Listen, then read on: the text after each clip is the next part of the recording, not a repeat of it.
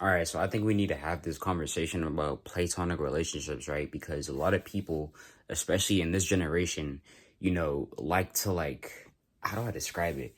Because I guess you can call it jealousy and envy, not necessarily even understanding that you need platonic relationships.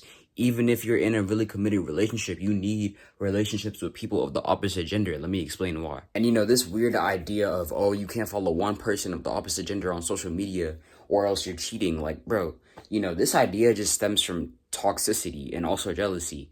And, it also stems from this generation because, I bet you back in the 1900s, these types of jealousy issues and trust issues weren't necessarily there back then. No, of course they were, but not to such a high degree as they are today in today's society. Bro, just take your parents as an example. If they're not divorced, if they're not, just ignore what I'm about to say. But like for me personally, right?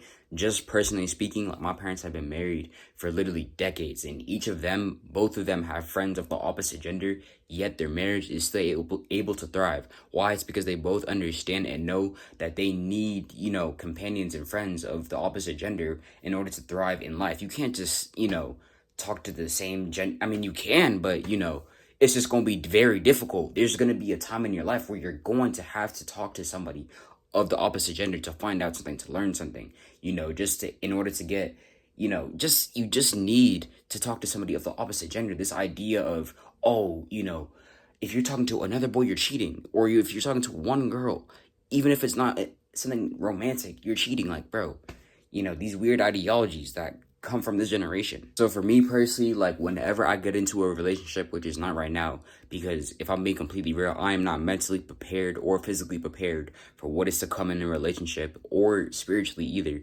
Like, because a lot of people are just trying to jump into a relationship without even trying to take into consideration of the things that it will actually take for you to be in a serious committed relationship. You got to think about the energy you have to drain on this person, the certain amount of attention that you have to give them, not even the amount of money or not even the amount of attention or energy, but also the financial aspect of it. You have to think about all of these things.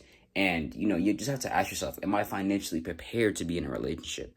Am I, energetically prepared to be in a relationship, having to drain so much energy and pour all of my attention into just one person?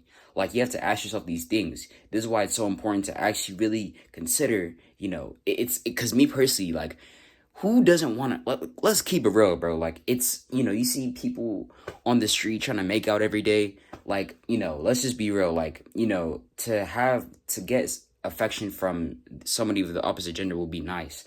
But at the same time, not only am I not mentally or physically prepared for a relationship, but I also understand that, hold on.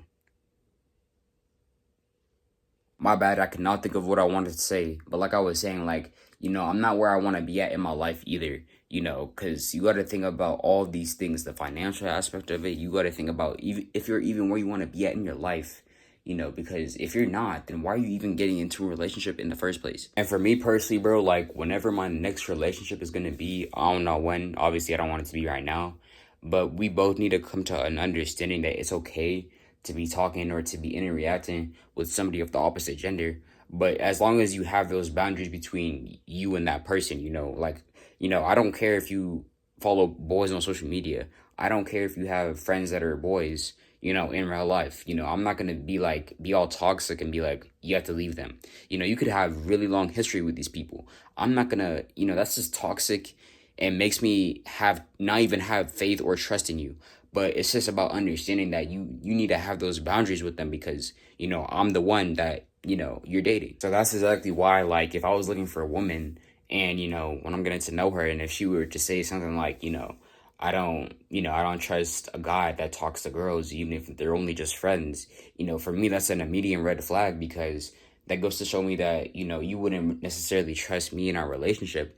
And two, that also goes to tell me that you don't necessarily understand or actually know the importance of having platonic relationships with people of the opposite gender. And it also just goes to show me that you still have jealousy issues and trust issues that you haven't dealt with on your own. Trying to take your past traumatic experiences of your old relationship into the new one.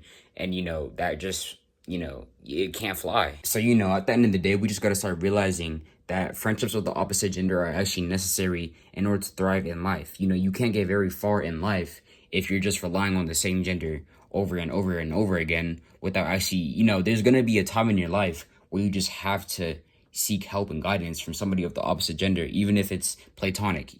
Platonic relationships are a need in life. But hey, this was just a quick little video. I hope y'all enjoyed, but I'm gonna end the video off that, and let's keep on this, and I'm out.